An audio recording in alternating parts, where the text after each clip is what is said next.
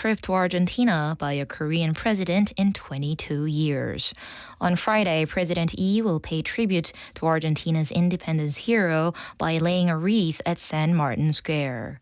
He will then attend an official welcoming ceremony at the Casa Rosada, the presidential palace, before holding summit talks with Argentine President Javier Milei. The president will conclude his South American schedule with a dinner meeting with members of the Korean community in Argentina.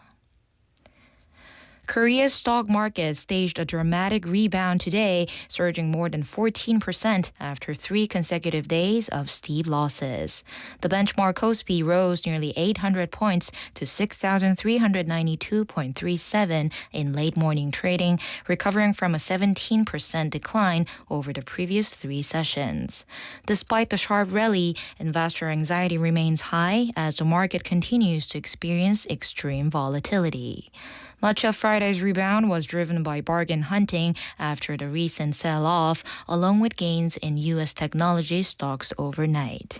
Shares of Samsung Electronics and SK Hynix soared more than 20% each, following a strong rally in semiconductor stocks led by Microsoft's better-than-expected earnings.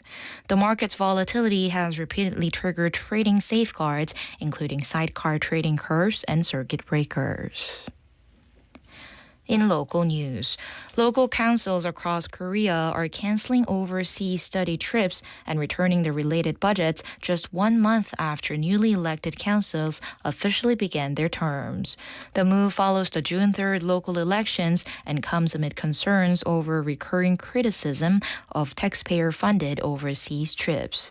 Many councils also cited ongoing investigations into alleged misuse of overseas travel funds and the need to prioritize public welfare during difficult economic conditions.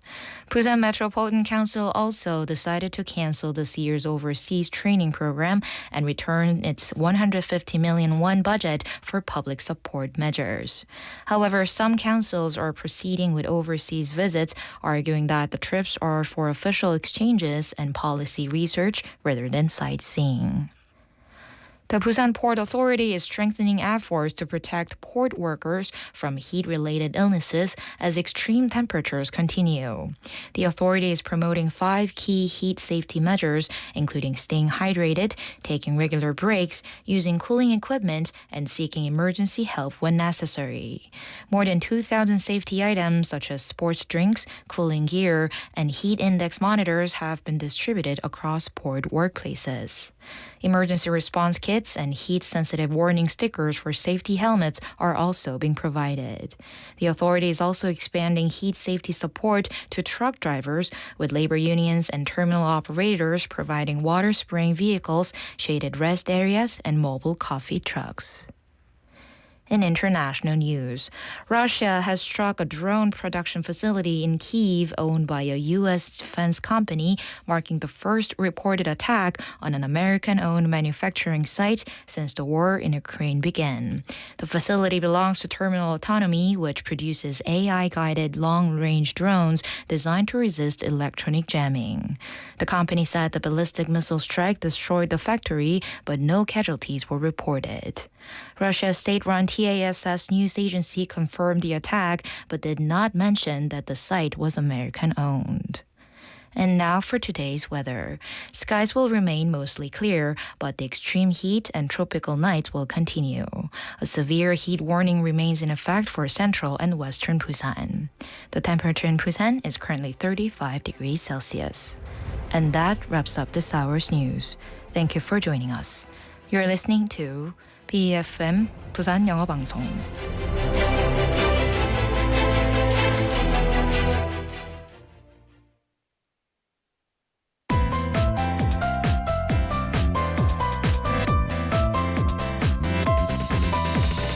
Your best choice. BeFM 부산 영어 방송.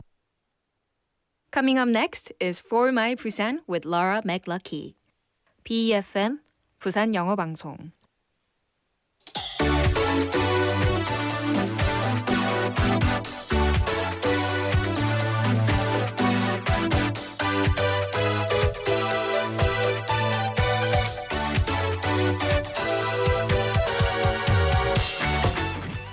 The biggest question of the day. 오늘 뭐 먹지?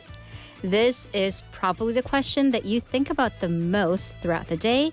And strangely enough, though, one of the most enjoyable to ponder and talk about. There are no wrong answers and infinite number of answers. They differ from country to country, person to person, and even within the same house. So let's think about it. Seriously, though, what are you having for dinner? 저는 참고로 점심은 열무김치국수 먹었고요. 저녁은 딤섬 먹을 거예요. Hi everyone, it's Hailey and welcome to For My Busan.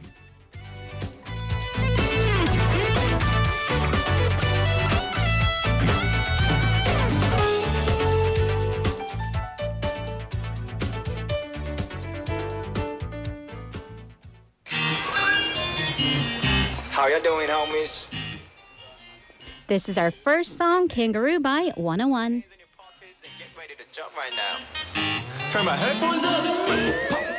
Whoa. 하던 거 대충 적고 come down. 급한 일 생겼다고 뻥쳐 전화 걸게. 샬랄레 팔랄레 시간 때우러 비서지 향한 가벼운 긴 걸음 step. 도망칠 거야 무더울 패. 불 세팅하고 뭉쳤어 작당 모의해. I'll say my pockets are not empty, just say yeah. 쓴 음식 삼킨 것처럼 미간을 구긴 채 걸치 외투랑 보조 배터리 챙겨 재생 목록엔 꽂히는 곡들로 백억 춤에 소질 없어 또 전화기 모양 손로 까딱까딱거려 right here, right there 우 초임새 난 발에 빡빡 We gon' party like 외국 뮤비 때깔 핫한 동작한 5개쯤 외워 Can't wait this 점심시간 앞둔 학생같이 정치면 I'm ready now 하던 거 대충 접고 come back 급한 일 생겼다고 뻥쳐 전화 걸게 칠랄레 팔랄레 시간 때우러 비서지 향한 가벼운 캥거루 step In the body 스트레스는 될때 퍼져지 좋아 Until the morning knockdown 된 친구야 자어부바 겁없이 키워내 데시벨감 우리한테 소매의 ASMR 조심성 버려 맞장구쳐 분위기 오르락 내리락 엘리베이터 신나게 뛰놀고 싶어 발 닿는 곳마다 트램폴린 노래랑 항상 함께하지 춤춰 소리나는 탬버린 뜨겁게 외출로 어색해진 하루의 교훈을 얻게 됐지 미니멀리즘 널 억제시킨 생각의 틈을 줘 You're begging me You're with me Of a face 어느새 질 무렵 우리도 베이스로 들려 사족 보행으로 걸어가 We gon' party like 외국 뮤비 때깔 핫한 동작한 5개쯤 외워 Vacation 월요일이 사라질 기세로 소리쳐 You're ready now 하던 거 대충 접고 come back 급한 일 생겼다고 뻥쳐 전화 걸게 칠랄레 팔랄레 시간 때우러 비서지 향한 가벼운 캥거루 step In the party 스트레스는 제때 퍼져지 좋아 Until the morning knockdown 된 친구야 자어부바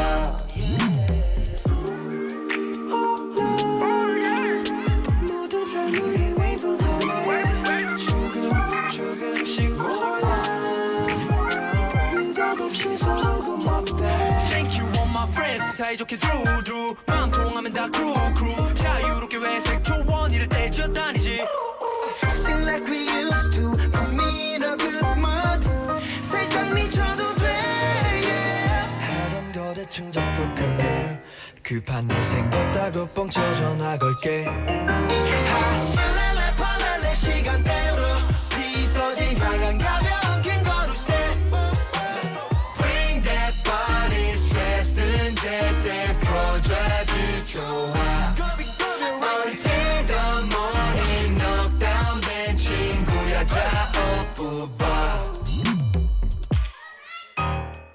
Good afternoon, everybody. I'm Hailey, your special DJ for today and then a little bit into next week. You are joining me for My Busan.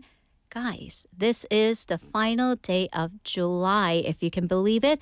It is Friday, July 31st. Yikes, where has time gone? But speaking of time, let's not be sad about it.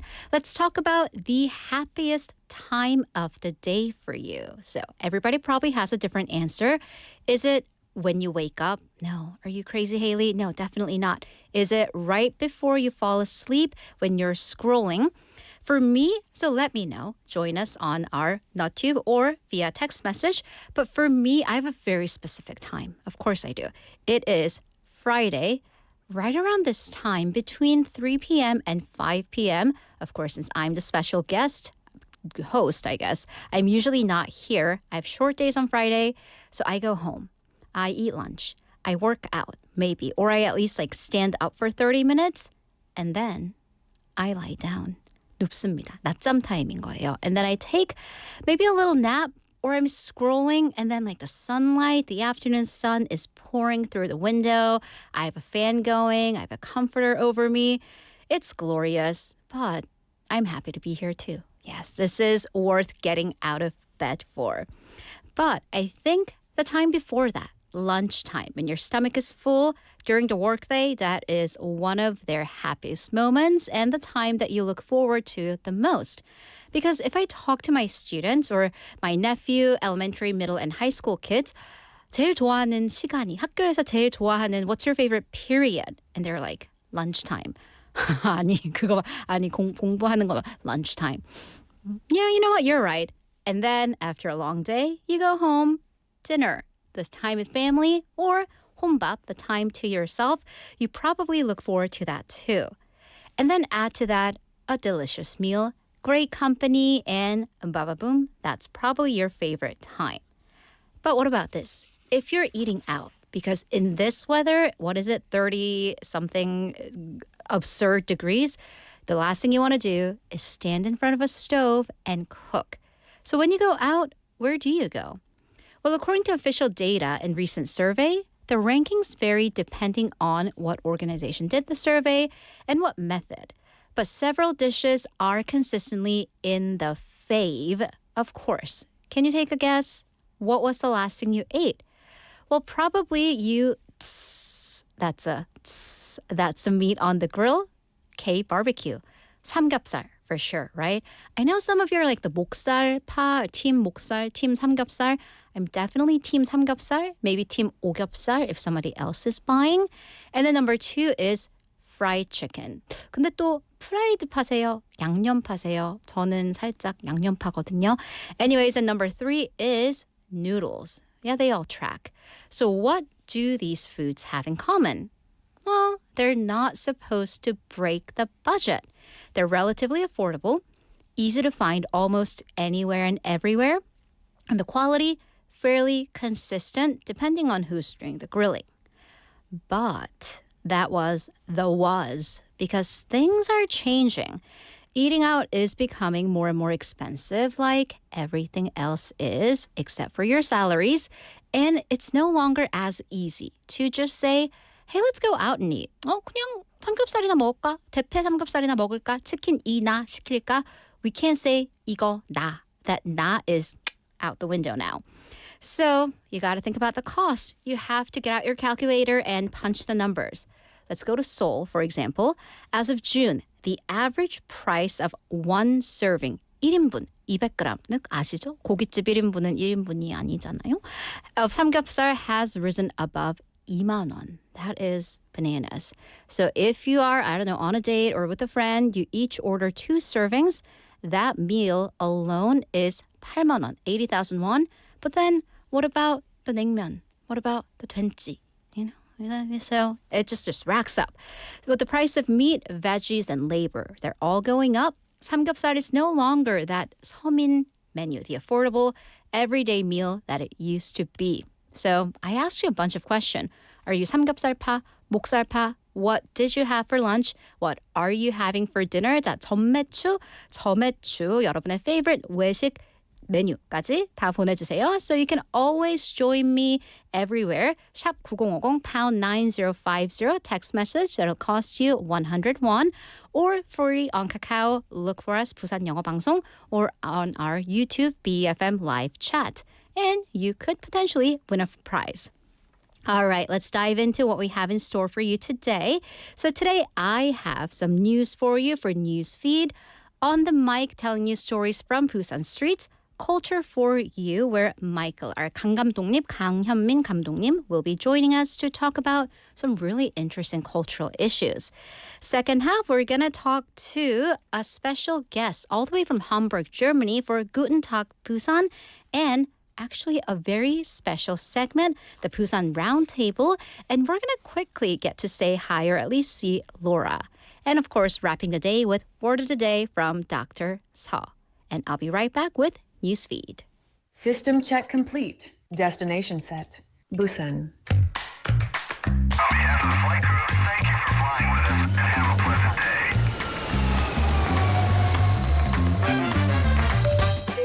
Ladies and gentlemen, this is your captain speaking. We're now making our approach to Busan. Cabin crew, prepare for landing. We've just landed. Welcome to For My Busan.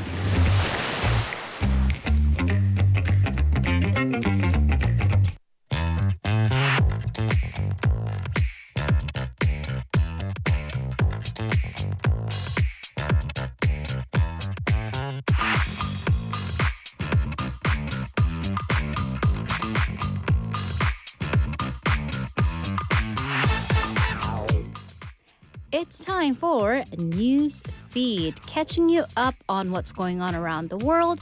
Busan, Korea, here, there, everywhere. So let's dive right in. Ooh, right up my alley, a world tour through libraries. So you'll soon be able to visit some of the world's most interesting libraries without leaving Busan. So this is thanks to the Busan Metropolitan 중앙 Library. They're holding a special exhibition called 북항에서 세계로, and that's 북항에서 세계로, 20 libraries around the globe. Guys, libraries are actually some of my favorite destinations when I'm traveling. It'll run from, mark your calendars, August 4th through the 13th. I read, but also I can't read. In the lobby on the second floor of the library's main building. And it is being held to celebrate the upcoming 2026 World Library and Information Congress in Busan. So it'll feature photos and information about 20 national and public libraries known for their history, architecture, and cultural value across 6 continents, 4 each from Asia, Europe, Africa, and North America, 3 from Oceania, and 1 from South America. So visitors, once you go there, you'll be able to see how these libraries reflect the cities and communities they serve. So how? Well, for example, we have Taiwan's Beitou Public Library. So they're actually known for their environmentally friendly wood-based design. The exhibition will also include the Biblioteca Alexandriana from Egypt that was built as a modern revival of the legendary but tragically burned down Library of Alexandria. Another featured site is the Calgary Central Library in Canada, often praised as an example of how a public building can help bring new life to a city's neighborhood. And guys, libraries are so much more than books, although I brought my book. I have this from my bag from Busan English Library. So they're multicultural. They're a great way to keep updated and read without breaking the bank. But they tell us a lot about what the city has gone through, their culture, the city's personality. So that is a really interesting trip to take around the world, especially for people who love books or you want to love books maybe and want to get into reading. All right, let's get into news number 2. Every minute matters. Well, what does that mean? Emergencies. A new emergency system is helping poisoning patients in Busan to get to the right hospital much faster. So this program launched earlier this year. It connects the city, the fire department, and 12 emergency medical centers, and of course the patients who are sent to the hospital based on how serious their condition is.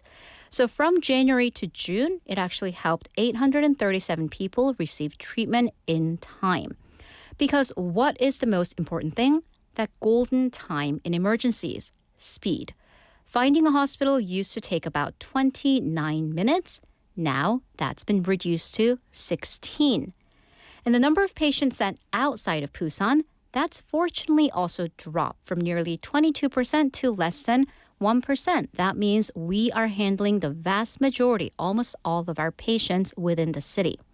So Busan City says that the system has reduced repeated transfers and cases, that ER hot potato that's been in the news where hospitals cannot accept a patient. Because many poisoning cases are linked to suicide attempts, unfortunately, Busan is also working to provide mental health support after the patients receive the emergency treatment. The city is now hoping to expand that system to other urgent cases, including trauma and childbirth. So, of course, we hope and pray that we never have to see the inside of that ambulance, that none of our loved ones will. But to know that the city is doing something to make every minute, every second count, cutting that wait time, well, that is certainly reassuring. And finally, news number 3. Ice, ice, not baby, but polar bears. Prague, we are going all around the world today. Prague Zoo has found a really cool way to help animals beat the heat. Because it's not just us, it's not just Yangsan, but the entire northern hemisphere is blazing under the summer. Temperature climbing to 38 in Prague as well. Zookeepers are bringing in literal tons of ice for the animals. So there are twin polar bears, Aleut and Gregor, jumped right in. They're in their natural habitat, quite literally. The zoo says the ice, of course, helps them cool down, giving them something fun to play with. This summer ritual actually began 2 years ago as Europe has been starting to see the impact of climate change more and more. The 16-year-old teenage polar bears were born in Germany and are used to the European climate, but the keepers are saying they're really enjoying that ice. This year, the hot weather arrived earlier than expected in Europe. Czech Republic even recorded 41.9 degrees Celsius on June 28th for the hottest day ever.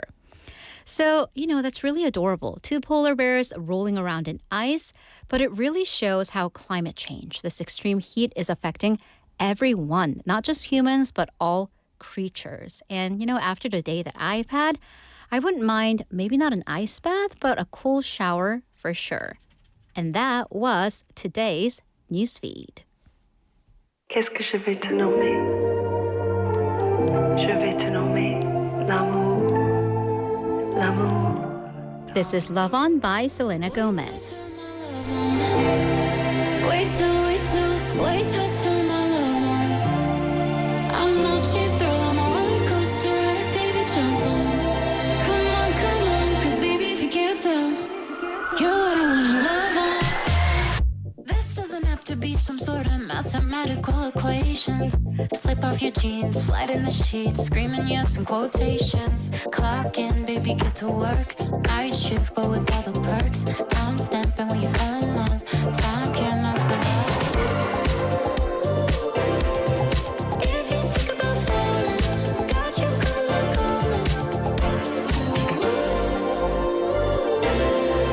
I deserve an applause for keeping you up late till you can't see straight. Just wait till turn my love on. Wait till turn my love on. I'm no cheap girl, I'm a roller coaster ride, baby, jump on. Come on, 'cause baby, if you can't tell, you're what I wanna love on. Wait till turn my love on. Wait till turn my love on. You'll get your fill, just promise you'll be patient with the outcome. Come on, 'cause baby, if you can't tell, you're what I wanna love on. Why are we conversing over this steak tartare when we could be somewhere other than here, making out in the back of a car or in the back of a bar, or we can make a memoir, yeah, on the back wall of the last stall in the bathroom at the bazaar. If you think about falling, got you covered like almonds. I deserve an applause for keeping you up late till you can't see straight. Just wait till turn my love on. Wait till turn my love on. I'm no cheap girl, I'm a roller coaster ride, baby, jump on. Come on, 'cause baby, if you can't tell, you're what I wanna love on.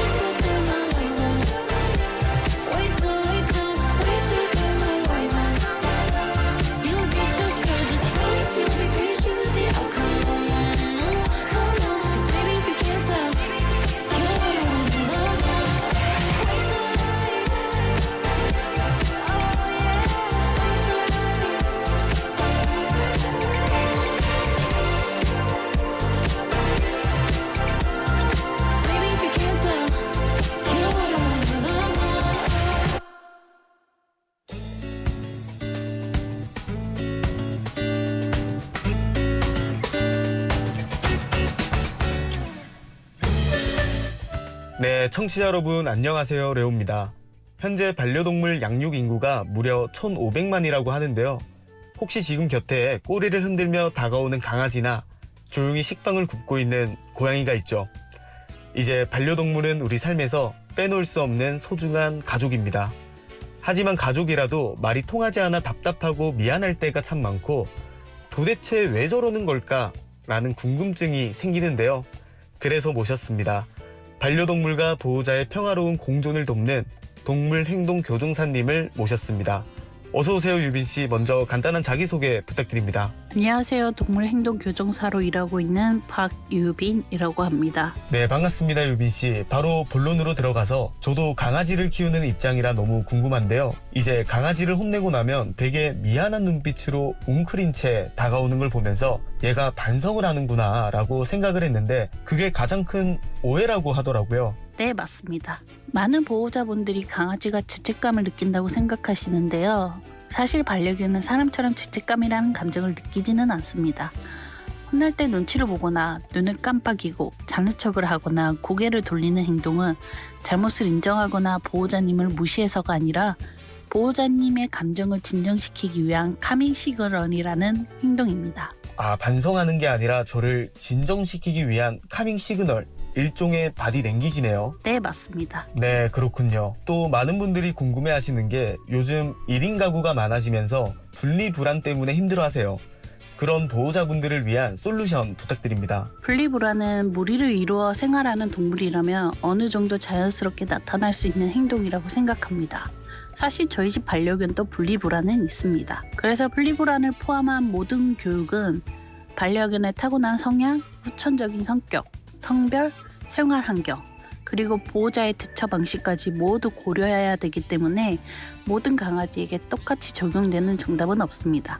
다만 불안해서 낑낑거리다가도 차분하게 기다리는 모습을 보였다면 그 행동을 바로 칭찬하고 강아지가 좋아하는 보상으로 연결해 주는 것이 좋습니다. 무엇보다 꾸준하고 일관성 있게 반복하는 것이 가장 중요하다고 생각합니다. 네, 그렇군요. 칭찬을 좀 자주 해주면 도움이 되겠습니다.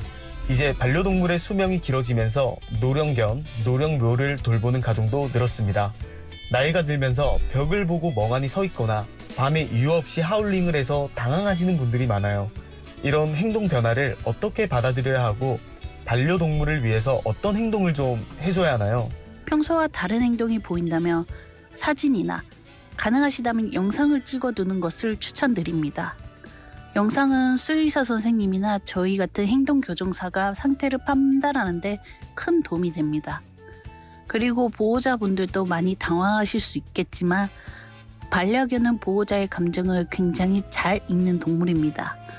보호자가 침착하게 반응하면 반려동물도 조금 더 안정감을 느낄 수 있기 때문에 최대한 차분하게 대처해 주시는 것이 좋습니다. 아, 보호자가 되게 걱정되는 마음에 당황하기보다는 차분하게 반응하는 게 강아지를 위하는 거네요. 마지막으로 지금 하고 계신 일을 영단어로 표현하신다면 뭐라고 말씀을 하실까요? 이 일을 하면서 가장 행복한 순간은 반려동물과 보호자가 서로를 이해하게 되는 모습을 볼 때입니다. 산책조차 힘들어하던 아이가 보호자와 즐겁게 걸어가고 서로 지쳐있던 관계가 다시 웃음을 되찾는 모습을 보면 정말 큰 보람을 느낍니다. 하지만 모든 아이들이 행복한 결말을 맞이하는 것은 아닙니다. 때로는 질병이나 노화 혹은 예상하지 못한 이별을 함께 마주하기도 하고 아무리 제가 노력해도 해결해 드릴 수 없는 순간들도 있습니다. 그래도 그런 시간을 함께 견디는 보호자분들이 덕분에 우리 아이를 더 이해하게 되었어요. 마지막까지 후회 없이 함께 할 수 있었어요 라고 말씀해 주실 때가 있습니다. 그래서 이 일은 저에게 마냥 달콤한 일도 그렇다고 마냥 쓰기만 한 일도 아닙니다.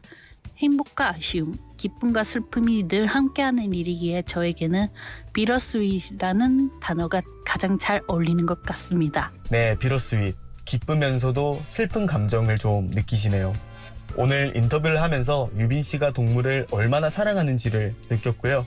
또 유빈 씨의 인터뷰로 많은 보호자분들에게 큰 도움이 되고 반려동물들에게도 좋은 영향력을 끼쳤을 겁니다. 오늘 인터뷰 너무 감사하고요. 앞으로도 반려동물들을 사랑하는 마음으로 보호자들에게 많은 도움 주시면 감사하겠습니다. 네, 감사합니다.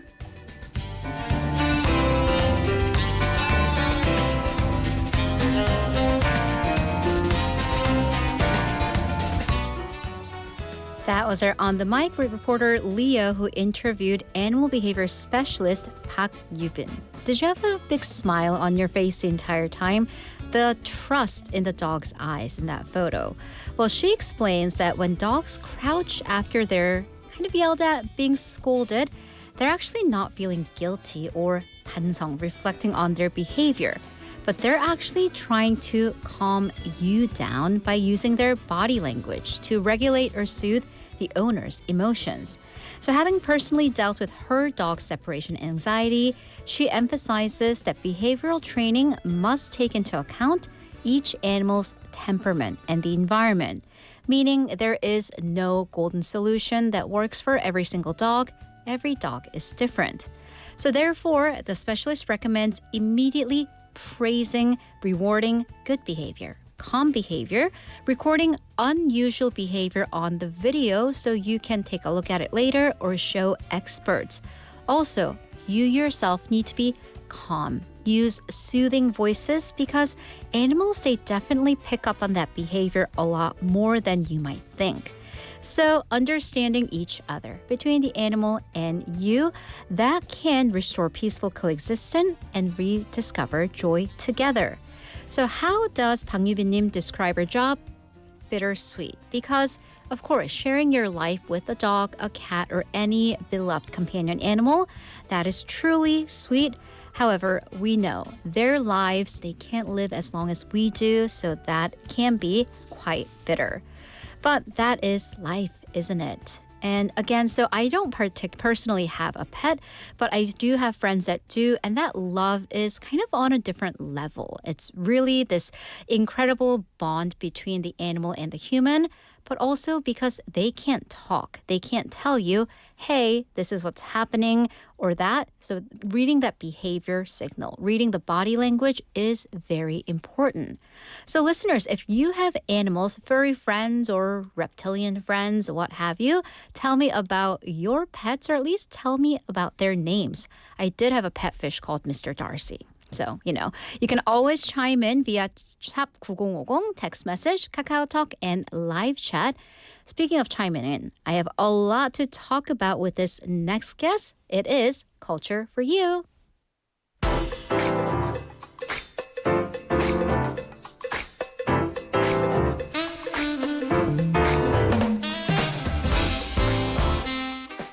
All right, it's Friday at 4:33 in the afternoon, and that means our culture expert 강 감독님 is in the studio. Hello, Hi. hello. I almost said good morning to you. Yes, because we are used to seeing each other in the morning. 매일 아침에 보고 있죠. 그렇습니다. I did not expect to see you as our 진행자님. As a host. Yeah. How the tables have turned. 진짜 살다가 볼 일이에요.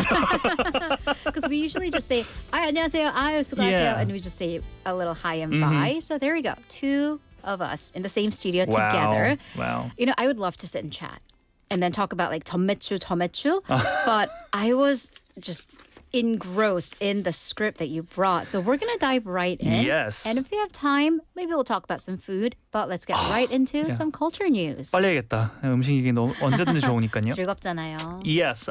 So it's culture for you. We have a lot of 따끈따끈한 소식, right? From basically all over the world as well as Korea. So, but we will begin in Busan, where the 48th session of the UNESCO World Heritage Committee has officially come to an end after 10 days of major international discussions. Right. So this was monumental because it was not just Busan's first event, but Korea's first UNESCO Heritage Committee meeting, right? That's right. So Korea joined the World Heritage Convention in 1988. And 38 years later, it finally hosted the committee for the first time. More than 3,100 participants from 162 countries registered for the event, making it the largest gathering in the committee's history. I mean, just look at that. All the people, I saw these long lines at Bexco. But let's get to the meat of it. What was the main result of the meeting? Yes, so the committee reviewed 33 nominations from around the world, and 28 of them received approval in some form. 25 were newly inscribed, 2 were approved as major extensions of existing sites, and 1 received approval through a change in its criteria. So not bad, you said said 28 out of 33. Most of the applications were successful. Yes, but the fact that 5 nominations still failed shows how difficult the final process can be. Countries often spend years preparing documents, research, preservation plans, and international evaluations before a nomination even reaches the committee. So tell me, because we have 28 new UNESCO heritage sites that I would like to go visit in my lifetime. Yes. What are they? So there's quite a several. The wider region of Mount Olympus, 올림푸스산. Oh, I don't know if you've like read. Zeus Yes, and the Hera? Zeus, Hera, and the gods and the goddesses of Greece, right? So Mount Olympus in Greece became the only newly inscribed mixed cultural and natural heritage site at this meeting. Comoros, as well as South Sudan, and San Tome Principe also gained their first ever World Heritage Sites. And Mount Olympus, because 여러분 다들 그리스 로마 신화 만화로 읽으셨나요? 저 그거 얘기하려고 그랬어요 맞죠? 방금. 그러니까 저희는 사실 그걸로 봤잖아요. 그림체가 너무 좋았단 말이에요. 그 당시 재밌었단 치고는. 말이에요. So like 도파민도 있고. yeah. So for a lot of us, Mount Olympus, that rings a bell. But then Comoros, South Sudan, Sao Tome, Principe, if you were to give me a globe and we're like, all right, I'll give you $100 to point out on the map, I'd be like, well, how many tries do I get? But this also means now that they are on this list, we can learn more about them. So this must have been a historic moment for the countries. Absolutely. So the president of Comoros, 그러니까 저는 코모로스라고 했을 때 이게 나라인지도 몰랐어요. I did not know. Right. So apparently it is, and now we know. Right? And the president of Comoros even attended the meeting in person, becoming the first national leader ever to attend a World Heritage Committee session. So that speaks to how big of a deal it was for Comoros, and then also how big of a deal it was for Busan to have at least one head of state in the city. All right, so these are out of Asia. What about here in Asia? So there were 9 new sites from the Asia-Pacific region that was added. They included Japan's ancient capitals of Asuka and Fujiwara, and China's historic porcelain production sites in Jingdezhen, and elite Xiongnu tomb complexes in Mongolia. Interesting. So some of our neighbors, some pretty close by, but I know this. Korea also received an expansion, I believe, during the session, right? Exactly, you're right. So the second phase of Korea's tidal flats, 그러니까 어떻게 해야 돼? 갯벌이죠, 갯벌이요. 예, was approved as an extension of the existing World Heritage Site. Korea also led the adoption of what is called the Busan Declaration on World Heritage. Oh, so let's talk about that. I mean, 갯벌, so now we know, something to do for the summer. Like the Boryong Mud Festival, I think is happening too. But what does that Busan Declaration focus on? It emphasizes international cooperation in responding to say armed conflict, climate change, and uncontrolled development. It also proposes adding collaboration as a new strategic goal alongside credibility, conservation, capacity building, communication, and communities. Right, and I think that's a really important aspect because armed conflict and climate change. So of course, things like 갯벌, they are facing threats because of climate change, but also with we are living in a time of multiple wars. Yes, and you're for right. example, countries like Iran, areas like Palestine, they are home to these UNESCO heritage sites that are being bombarded. Lebanon as well. So definitely a timely declaration. Yes. But speaking of timely, because we do live in this digital age, the year 2026, so that was also discussed as well, right? Yes, digital technology is the key word. And for the first time in the World Heritage field, the declaration formally raised the issue of digital transformation and the responsibilities that come with it. That includes how technology is used to document, interpret, and share cultural heritage. Right. So, of course, technology is always a double-edged sword, but in this case, hopefully that can be used for good. But then what about any endangered sites? Yes. The committee reviewed the condition of 148 existing World Heritage sites. Several sites in, say, Suriname or Ukraine, Lebanon, and South Sudan were newly placed on the list of World Heritage in danger. At the same time, Vienna's historic center was, as an opposite, removed from that list. Oh, I actually didn't know you could take away. So this isn't a permanent decision. It's not. So there is a criteria set for this, category.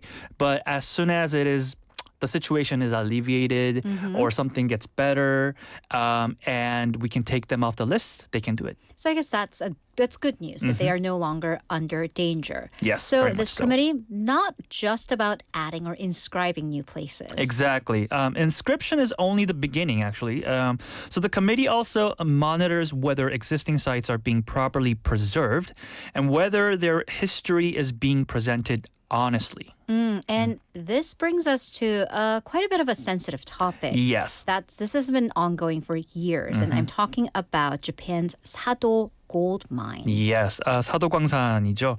So Korea urged Japan to faithfully implement previous recommendations concerning the interpretation of the mine's complete history, which includes the experiences of Korean laborers during the colonial period. Absolutely. So, this is all about memorializing history and preserving history in full. So let's go to the public response. That was quite a bit of a warm response, right? Yes, very much, very enthusiastic response from the public. Around 130,000 people, 13만 명인 거죠, visited the Korea Pavilion, which showcased Korean heritage through traditional crafts, performances, digital media, and interactive programs. A heritage merchandise pop-up store also generated around 280 million won in sales. All right, so real quick, what comes next for Korea? Korea plans to nominate the capital fortifications of Hanyang. 한양도성이죠, 한양도성. At next year's World Heritage Committee meeting in Istanbul. So Busan's successful hosting may become the beginning of an even more active role in global heritage policy. All right, so we are going to look forward to that, but we do have to move on to this more somber second story. This is, a very much more somber. 다 아시는 분일 거라고 생각합니다.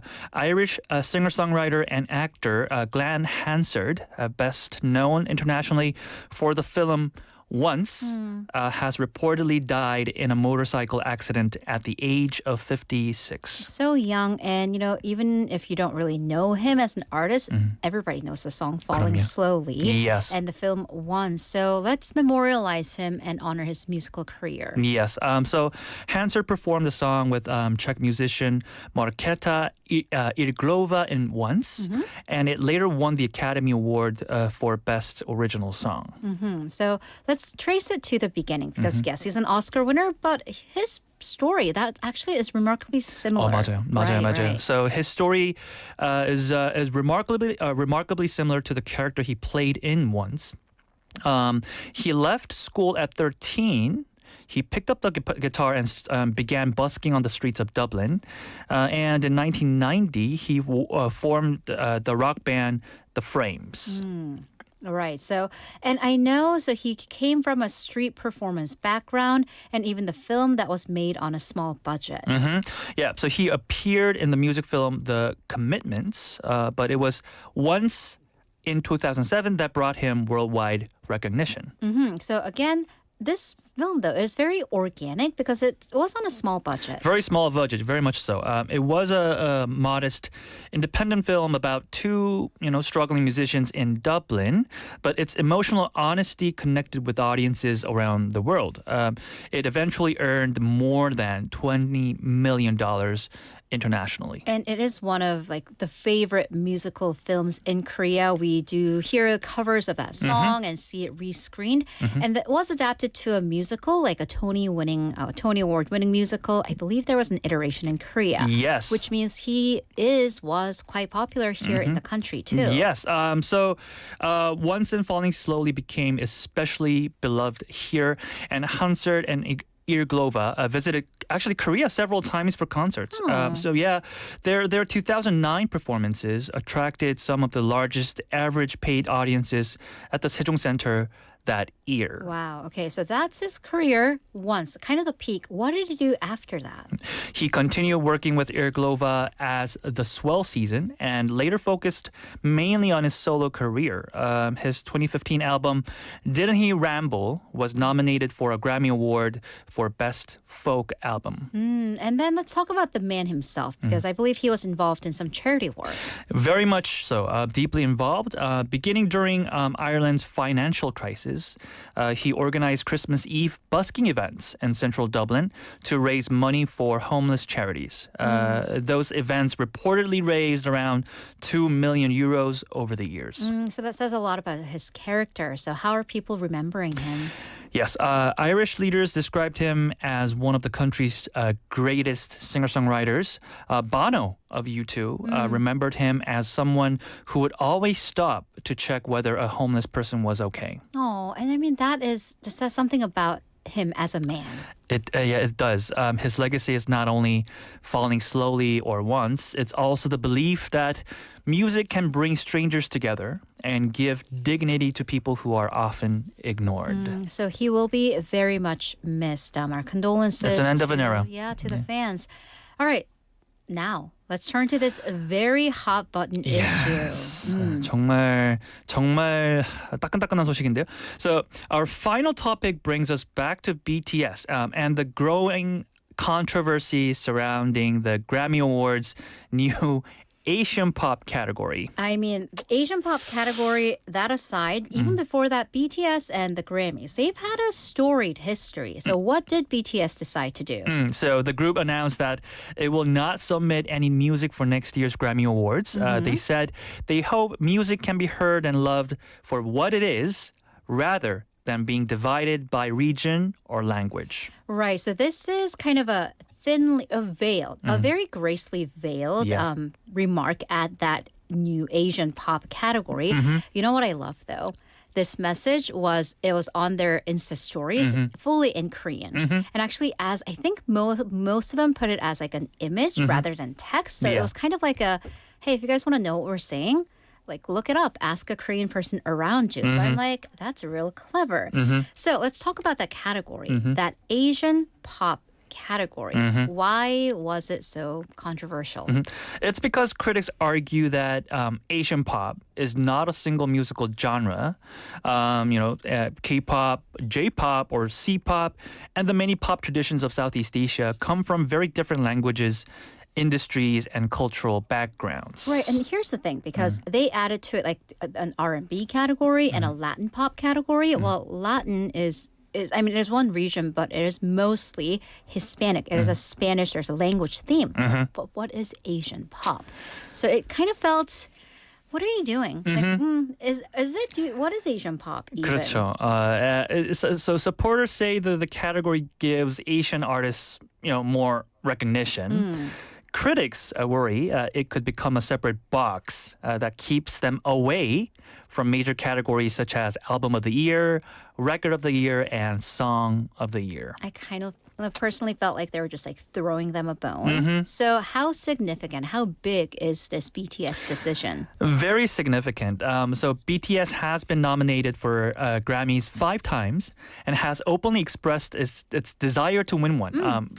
Their latest album also performed strongly on the Billboard charts, so they would have been seen as major contenders. Right, and I think that is big because honestly, a lot of people think and probably know that if they had entered this year, they would likely have won that Asian pop category. So they are saying, we're just not going to do this. We're giving up. So it's I think that decision is very meaningful because the announcement reportedly came from the artists themselves rather than through their company. That's right. So how did then the Recording Academy, so they're the hosts of the Grammys, how did they respond? So its CEO, Harvey Mason Jr., said he was saddened by the decision but respected it. He explained that the category was intended to celebrate the diversity and growth of Asian pop music, not to divide artists. Sure, but did he address the criticism about the major awards? Yes, he emphasized that submitting music to the Asian pop category would not prevent an artist from also competing in the general categories. So in theory, the same work could be considered for both. Sure. That's, yeah. It sounds very like run of the mill. Okay, all right, continue. But it does not, completely resolve the criticism because the debate is not only about technical eligibility. That's the thing. It seems so like, oh, well, technically you could still win both. I'm like, yeah, all but right. because this is not a technical issue, right? It's more politically driven. So it seems. It's also about perception. Critics fear that voters may see the new category as the appropriate place for Asian artists and become less likely to recognize them elsewhere. Right. And because this isn't the first controversy regarding non-American, and, there's a theme because even other non-American artists, and this is my personal opinion, well, we don't say Ed Sheeran and Adele as B-pop, British pop. So there seems to be a common thread with the artists that have been kind of seen as like not favored by the Grammys. So yes, Grammy has faced similar criticisms before. The Recording Academy has long faced accusations that its major awards for favor white and English language artists, The Weeknd's complete exclusion from the 2021 nominations, despite the enormous success of Blinding Lights, became one of the most famous recent controversies. That's right. So bringing this back to BTS, what effect could this boycott have? It could intensify the discussion about how global music should be categorized. It may also affect the Grammy broadcast because BTS brings an enormous international audience. That's right. And here's the thing. They have been invited and consistently performed and brought global audiences. So it's really not about just whether they go home with that trophy in their Exactly. hand. You're right. So it raises a large question. When an institution tries to increase representation by creating a special category, does it expand inclusion or reinforce separation? Is it separate but equal? Well, as Director Bong Joon-ho said, some of these award shows, well, they seem to be very local. So looking at today's stories, let's wrap up memory, recognition. They seem to be the common theme. I agree. So UNESCO is deciding which histories deserve global preservation and how those histories should be told. Glenn Hansard is being remembered for music that connected people across borders. And BTS is challenging one of the world's most powerful music institutions over how global artists are recognized. Right. So recognition, I mean, that's not the end-all be-all, but it is meaningful. But only when it comes from a place of fairness, honesty. Exactly. Whether we are preserving heritage, honoring an artist's life, or presenting an award, the way we recognize cultural achievement matters just as much as the recognition itself. Ooh, so a very deep, poignant point to end on. Thank you. Thank you so much. All right. So that is some food for thought for us to discuss and think about. Please let me know your thoughts via our YouTube, Kakao, anything else. Michael, thank you so much. And Thank we'll you. see you next week. Yes. All right, listeners, it is time to start wrapping up our number one of For My Busan. Here's our final song, Thank You Very Much by Bestie. Enjoy this one, and I'll see you at 5.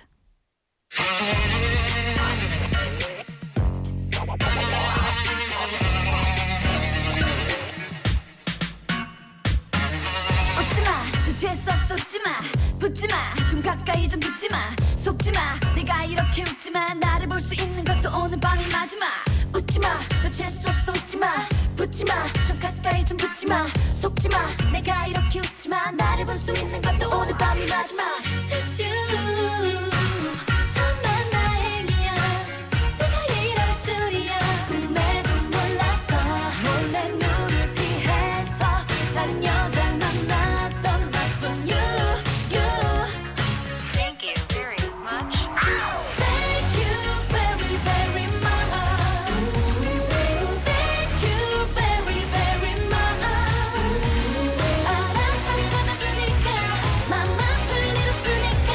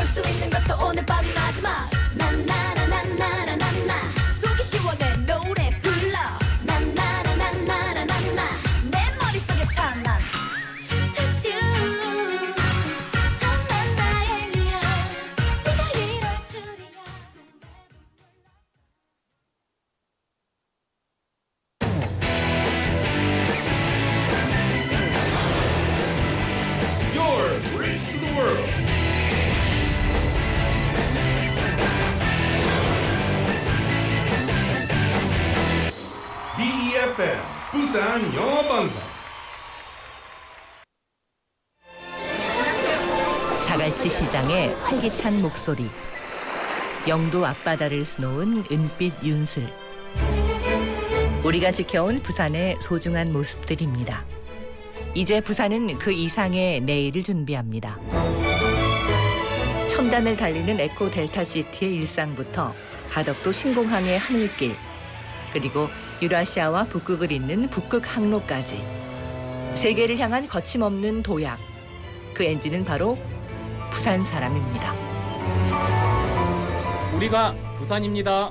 우리가 부산입니다. 우리가 부산입니다. 당신의 자부심이 부산의 미래를 만듭니다. 이 캠페인은 대선공익재단과 부산영어방송이 함께합니다.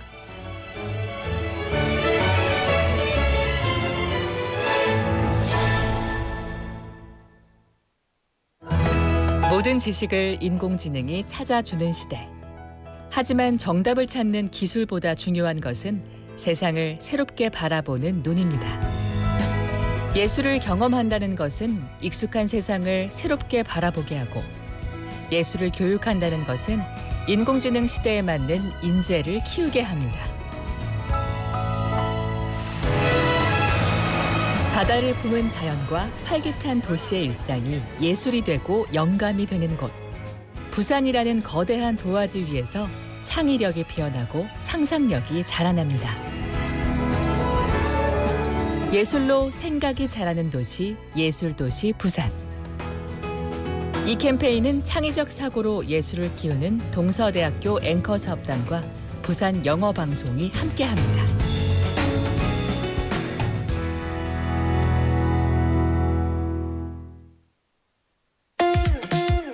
This summer is expected to be hotter than in previous years, so please take extra caution when spending time outdoors. To help prevent heat-related illness, check weather updates regularly and avoid outdoor activities during periods of extreme heat. If outdoor work or activities are unavoidable, please wear a hat or use a parasol, take regular breaks in the shade, and drink plenty of water. We also encourage everyone to look out for neighbors and family members who may be living alone. This message is brought to you by the Ministry of the Interior and Safety. 아직 어렵게 느껴지는 영어. 아이들 영어는 어떻게 챙기시나요? 부산 영어방송이 준비한 어린이 영어 콘텐츠 세상. BeFM 키즈 영상 채널이 여러분을 찾아갑니다. 샘 해밍턴과 윌 벤저스, 그리고 모모랜드 낸시가 함께하는 BeFM 키즈에서 영어로 듣는 부산 설화와 전래동화, 재밌는 파닉스 영어, 신나는 K-팝 영어까지 만나보세요. 우리 아이의 영어 실력과 창의력을 쑥쑥 키워줄 특별한 어린이 영어 채널 BeFM 키즈가 여러분을 기다립니다. 지금 바로 BeFM 키즈를 검색하고 구독해주세요.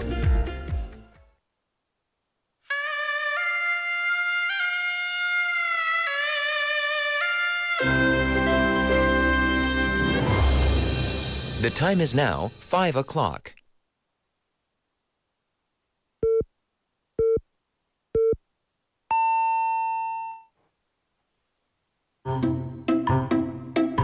엄마가 얘기하는 거 따라해봐.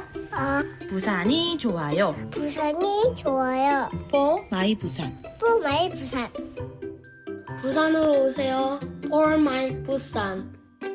부산? For my 부산. 부산 하면 For my Busan. For my 부산. You are listening to For My Busan.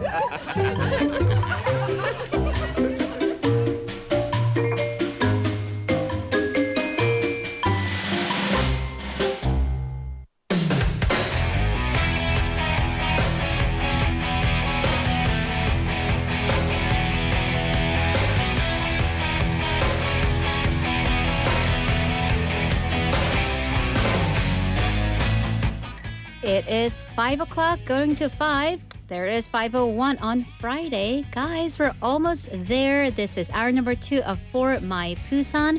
I'm your special host, Hailey. Well, today's a special day. You've got a special host in the studio. And we have a special guest for our monthly segment, Busan and Hamburg, which is my favorite city in Germany. And I don't say this about any city. They have a strong relationship as both major port cities. They have maintained a very close cooperation in shipping, logistics, and waterfront redevelopment projects. So from, through September, on the final Friday of every month, we have invited our special guest, Simon or Simon, he is letting me be American, to talk about these connections, his experience, and German culture, and basically whatever we want to talk about. So let's welcome him. Hello. Thank you so much for welcoming me here again for the third time now. Is already. it? Yes. All right. So third time's a Pleasure. charm. Right. So this is our first time meeting. So can you, for our listeners, because you're here every month, briefly introduce yourself? Yes. Hello, everyone. I'm Simon. I am coming from the beautiful city of Hamburg, northern Germany. And I am a representative of the Hamburg Senate Chancellery. I'm a public official working in the State Department and participating in the Korea Heart to Heart Fellowship program for 6 months between April and September, which is meant to improve international relationships and connect foreign public officials with Korean local governments. That sounds great. It's like, how can I sign? Do we have... Do we send people? Does BeFM send people to places? He's in line. Our producer's in line. All right. So how was your July, apart from hot? It's been very hot and humid. Yes, we already talked about it. But I've actually found my way up several new mountains. I really enjoy spending time outside and off my desk chair and getting around. And that's what makes me feel complete at the end of the day, just going out in nature, although it's very hot. Okay, so I have so many hows because just even from that short sentence, a lot of our Korean 직장인s, Korean like office workers are like, wait a minute. Number one, this guy is hiking a mountain in July, not any July, but like 38 degrees Celsius July. And you're actually doing this not on a weekend, but on weekdays. Yes. After you get off work? Yes. How? I try to make a plan during the day or a couple of days ahead of when the sunset will be and how I get from A to B fastest after work and manage to just make it before the last light of the day. Oh, wow. Leaves Busan. So are you like jogging or running up the hill, up the mountains? I think I'm basically just opening neighbor maps and seeing how high each mountain is that I want to climb and then try and find a way that is working for me. Okay. But I think the first step is just finding the subway station that is closest to the foot of the mountain and that works best with climbing up, and then I'll just go for it. And sometimes the routes are quite steep actually, but it's a lot of fun. But they are a lot of them are closer to the subway. And I do remember when I was in Hamburg last year, my tour guide told me, he's like, this area is just so flat. There are no mountains. Like you have to go to southern Germany to get mountains. So is this a nice change of pace for you?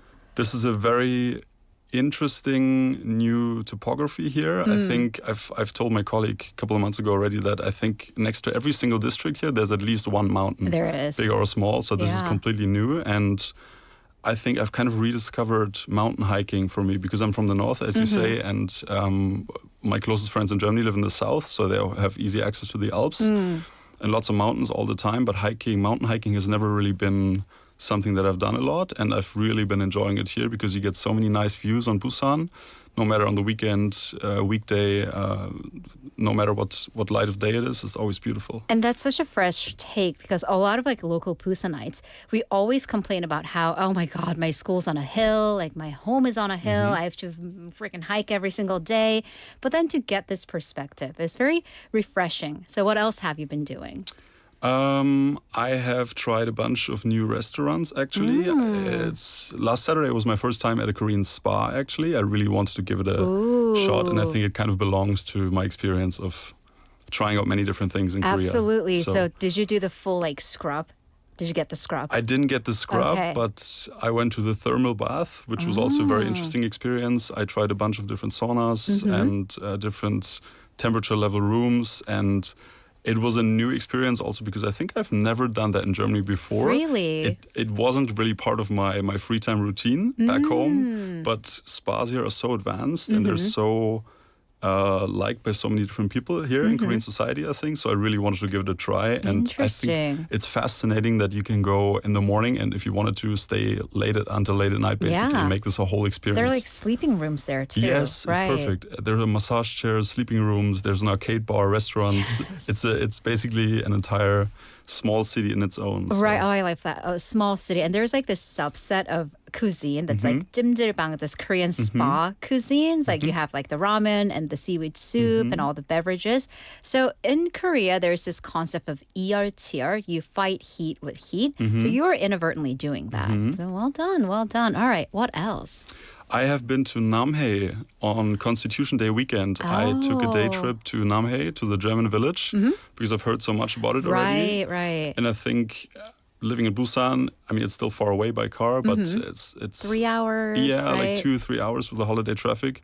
But it was a beautiful day, and I think coming here as a representative of the Hamburg State administration, I think it was important to also kind of grasp the history behind this. We had a lot of Koreans come to Germany. Right, it's like miners and nurses, right? Yes, over the past 60, 70 years, and they contributed a lot to the development of Germany. And I think going to the museum there and kind of learning the connection between Korea and Germany and how Germany tried to give back to Korea as well as part of that was really important. And I think that was a very, very valuable experience and something that I wouldn't have wanted to miss while I'm here. And that is a very interesting take, because if you look up the German village in Namhae, it's a very popular tourist destination. So a lot of the search words that come up will be like beer and sausages and, things that the photogenic spots. But then it is also where people who repatriated, resettled, and, they made their lives again after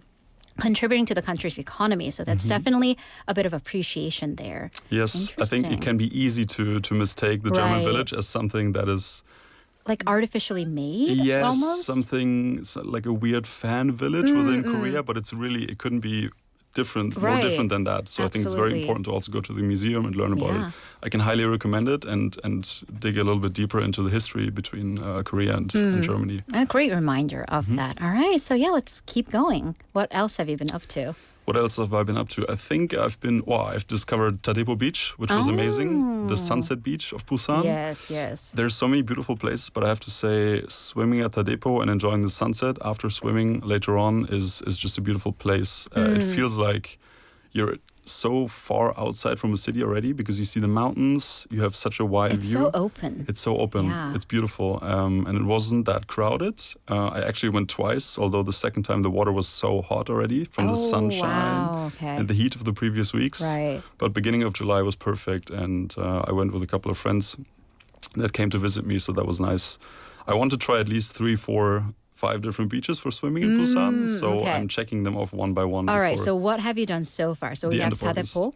I have Tadepo, Haeundae, and Songcheong. Okay. And I want to do maybe Gwanggali and also Songdong or the ones further north. All right. Ilkwang. I came back from Ilkwang at like 3:50 for the show. So I'll give you some pointers after the mic goes down. All right. I like that a lot. Speaking of swimming and summer, how do Germans summer? So let's do a bit of a cultural exchange here. So we want to learn more about how German students, German office workers, how they spend the summer. I think a lot of them like to travel abroad if they have the funds available to do that. We have very popular travel destinations within Germany as well. We have the North Sea in the northwest and the Baltic Sea in the northeast, so very close to Hamburg actually, less than 2 hours drive. Right. To each of them, so that's a popular beach destination for people to relax. There's a lot of beautiful islands. Where it's not that hot in the summer and people can enjoy beach walks, cycling, and all sorts of things. The south of Europe is very popular, I have to say. Italy, Spain, France, Greece is very popular. But within Germany, there's so many destinations you can travel to and enjoy your time as well. And I think that is the beauty of Europe. When my little sister was spending time in Europe, I would be like, so where are you? And she's like, oh, she was just never at home. I'm like, you do go to classes, right? Or do you? I don't know. Are we just spending tuition? Because the thing about Germany or most European countries, like we are surrounded by seas, and the DMZ that we cannot cross, but border crossing is so easy. You drive for 2 hours and you could be in Denmark, depending on where you are. But then realistically, though, because travel requires, as you said, funds, but also are you getting the PTO? Are you getting the vacation days? So what's that work culture like? I have to say, generally, the time that is allocated for allocation in companies and the public sector, which I'm working in, is a bit more generous than in Korea. Okay. I think How generous? I think the EU minimum, the European Union minimum standard is 22 days. So that's what every startup, large company, public sector has to abide to. I'm so sorry. My ears just shut down after 22 days. What? All right. And although you always have to communicate, of course, with your superiors and see what works when and who has children, who can take time off when, most people are able to somewhat get close to or take those number of days each year. Wow. Okay, so I'm just going to bury that jealousy. What about students? Students usually have a summer break. I've actually never studied in Germany. I've always studied abroad. Oh, okay. But most of my friends did. There's usually a summer break of like 1 to 2.5 months.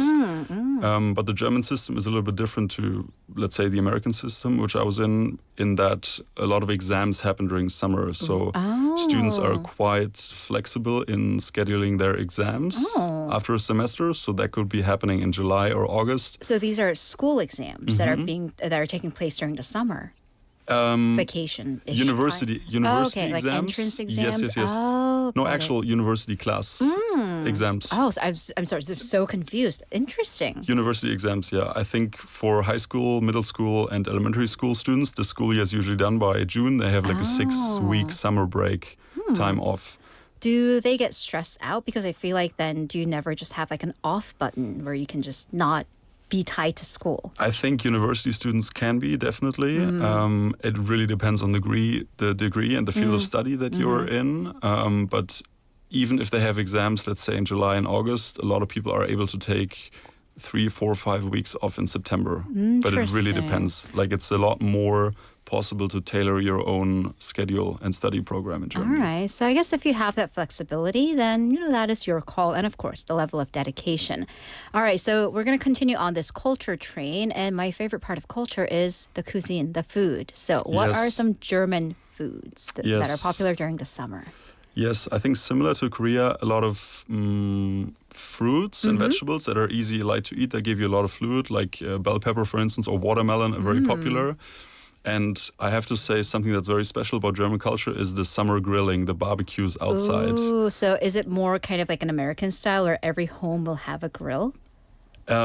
Not necessarily a grill that is very large and like fixed or like just sitting on a balcony or a terrace or in a garden. A lot of people don't have enough space for that. Right. But it's very, very common to buy a grill at a supermarket or order it online or go to a specialist store and just put it up in a park. There's so many large areas where you can just grill outside. Ooh. And there's specialized containers to put your charcoal afterwards. So people try and take care of that. So it's not a fire hazard. Yes, okay, yes. Safety first. It still happens sometimes by accident, but going into a park or by a lake or a river and grilling outside is a very common thing. That's fascinating. So what is the grilling culture? Because when we think about like Cape barbecue, it's like, you're drinking, you're like 회식, you're going out with your colleagues or it's a family meal. In the US, it's like there's a block party culture, like it's a 4th of July partying. Where's Germany's grilling culture? I think drinking is definitely part of it as well. It depends really on the group of friends or people coming together. It can also be like a summer work outing for like a day. So it's, I guess, more formal and less free time based. But people usually combine it with beers. There's sausages and meat that are thrown on the grill. It is Germany after all. Potato and noodle salad are quite common and baguette.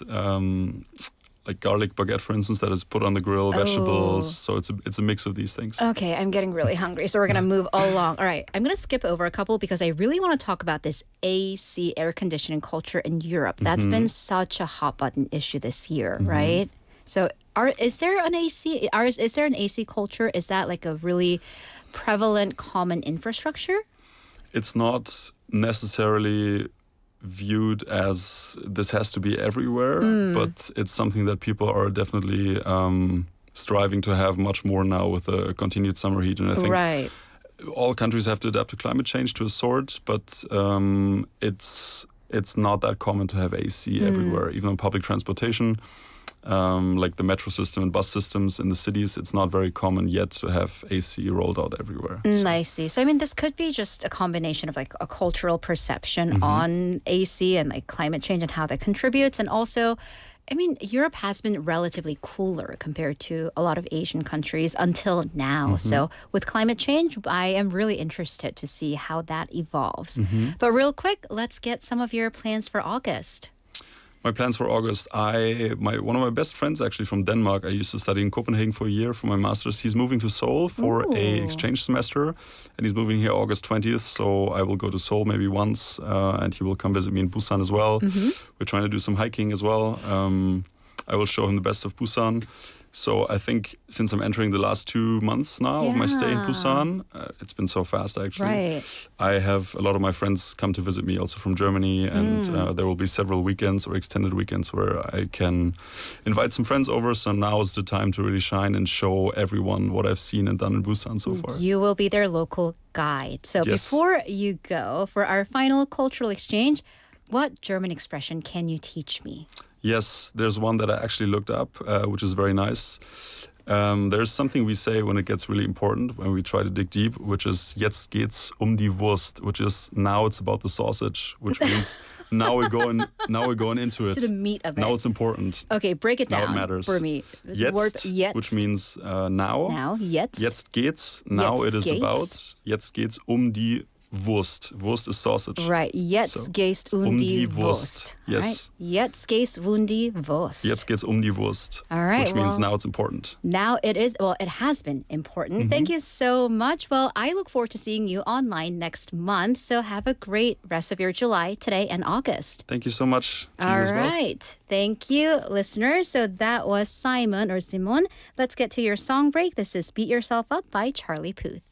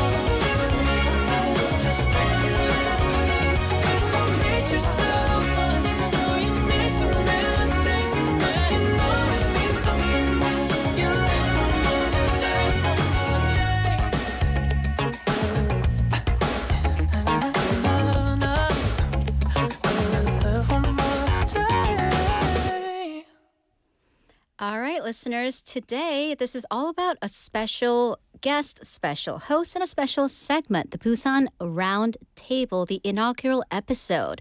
네, 부산 라운드테이블은 이 부산에 거주하는 외국인들, 왜 부산에 오셨나요? 이 질문에서 출발한 코너입니다. 부산에 살고 있는 외국인들을 한자리에 모아서 그들이 직접 경험한 부산의 삶과 또 부산의 매력에 대해서 이야기를 나눠보는데요. 총 3부작, 3부작으로 진행되며 오늘 첫 번째 에피소드에서는 당연히 부산의 바다를 주제로 이야기해볼 예정입니다. 이 방송은 부산광역시 지역방송발전지원사업의 일환으로 해당 사업의 보조금을 지원받아 제작되었습니다. So Busan Roundtable, let's get to the English part. It is a segment we begin with a question. Why did foreign residents choose Busan? So we brought together from all around the world who call their Busan their new home. And we asked them this question with the theme. 3 episodes will have different themes, and the first episode, it is all about the Busan Sea and coastal life. A little bit of housekeeping. This program was produced as part of the Busan Metropolitan City Local Broadcasting Development Project with financial support provided by Busan Metropolitan City. So Laura, before she left, she led this roundtable with people from different parts of the world who are living in Busan now. So they're going to talk about their experiences, what surprised them, what they love, and how they feel about life in Busan in general. So let's dive right in. 이 프로그램은 부산광역시 지역방송발전지원사업 보조금을 지원받아 제작하였습니다.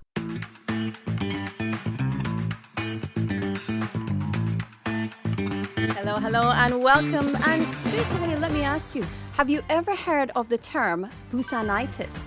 Or 부산아리입니다. Or perhaps Busan fever, 부산병 있잖아요. These are newly coined expressions describing what many travelers feel after visiting our beautiful city of Busan. It's the desire to come back again. Simply put, why would we want to leave in the first place? But sometimes we gotta go home, right? Busan has endless charms, the sea, the mountains, history, food, the people, the places. And so much so that people go simply beyond saying, I want to go. They say, I'm longing for it. So what is it that draws international people to Busan? To find out, BeFM, Busan 영어 방송, has gathered 4 wonderful guests, very youthful guests, to discover Busan's charms through the eyes of expats. It's the Busan Roundtable. Hello everybody and welcome to the Busan Roundtable. I'm your host Laura McCluckey and today I am delighted to introduce to you 4 youthful guests who will be discussing the charms of Busan's ocean and what it means to them in our brand new show, the Busan Roundtable. I'm very excited to dive in, pun intended, so let's meet them. And we'll do it together. Now today we're talking about something you absolutely can't miss when we talk about Busan. It's the sea. 부산 바다죠. 네. 근데 들어가기 전에, before we get into everything, what I want to do is dive into our quiz for today. Yes, we have a quiz. So listen up because you could win a prize. Which island in Busan holds the history of the Korean War refugees and offers panoramic ocean views from 흰여울 Culture Village? 네, 한국말로도 해드리겠습니다. 6.25 전쟁 피난민들의 삶이 녹아있고 흰여울 문화마을에서 아름다운 바다를 내려다 볼 수 있는 부산의 섬은 어디일까요? 1번, number 1, 오륙도. number 2, 2번, 영도. 쉽죠? 네, 그러면은 if you know the answer, get in touch with us. pound 9050, 샵 9050, text messages are 101, 문자 메시지는 100원입니다, 여러분. And you can also get in touch via KakaoTalk or YouTube Live. Send us your messages and you could be the winner. We've got prizes, so don't miss the chance. All right, are you ready to get into it? Here we go. So it's my pleasure to introduce to you our fantastic guests for today. We have Onyu from Equatorial Guinea, who's 6 years here in Korea. We've also got Gustavo from Brazil, who's been here living in Korea for 3 years. We've got Binna from Turkey, 4 years living here in Korea, and Ade from Canada, who's been here 13 years. But why am I introducing them? Let's let them introduce themselves. 여러분 안녕하세요. 언유예요. 저는 척도기니에서 왔어요. 네, 부산에 2012년에 처음으로 오게 되었고 그때부터 부산 외국어 대학교에서 국제개발협력 학사도 하고 지금 석사하는 중이에요. 그때부터 부산의 아름다움을 그리고 부산의 다채로운 생활을 즐기고 왔어요. 네, 그래서 지금도 열심히 살고 있습니다. 반갑습니다. 반갑습니다. 온유. Okay. Now I'm going to go to my left, Gustavo. Yeah, hi guys. I'm Gustavo from Brazil, and currently I'm studying business in Dongseo University. Yeah, it's been 3 years actually that I came. I'm actually making a double major starting this year. So things are starting to get a little bit heated up. Yeah, lots of studies, but Busan has many charms to make things a little bit easier with my academic stuff. So, Yes. yeah. 열심히 Love it. 공부해야지. 구스타보님. 그렇죠. 네, 반갑습니다. Okay, we're going to go to Binna. 네, 안녕하세요. 저는 튀르키예에서 온 최빛나라고 합니다. 부산에는 유학으로 오게 됐고요. 현재 컴퓨터공학과 4학년 부산대학교에 재학 중입니다. 지금 졸업을 앞두고 있는데 부산이 너무 좋아서 졸업한 후에도 계속 부산에 있고 싶습니다. 반갑습니다. 한국말 되게 잘하십니다. Ade, are you going to speak Korean? 안녕하세요, 여러분. 저는 아데입니다. Koreans call me Summuk Ade. I lived in Busan for 13 years and I'm from Canada. And I teach English in Busan. And I also host Busan-related events in Busan for foreigners and Koreans. And I love traveling within Busan and doing fun things like going to the beach and enjoying the sun. Well, thank you. 반갑습니다. 네. Thank you everybody for joining us today. Thank you. 네, 큰 박수 부탁드립니다. Okay, well, you are all gathered here today to talk about one of Busan's biggest charms. Of course, it is the wonderful ocean.